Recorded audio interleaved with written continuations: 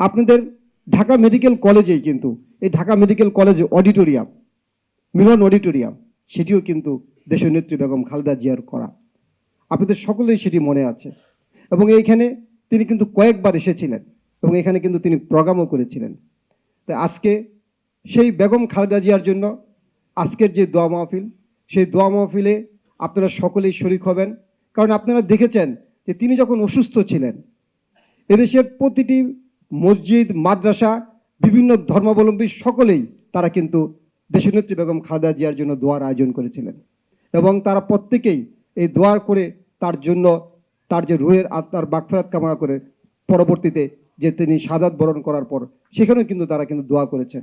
তাই আমি আপনাদেরকে আপনাদের এই সুশৃঙ্খল অনুষ্ঠান আয়োজন করার জন্য, এই দোয়া মাহফিল আয়োজন করার জন্য ঢাকা মেডিকেল কলেজ ইউনিটের সকল সদস্যকে ধন্যবাদ জানাচ্ছি।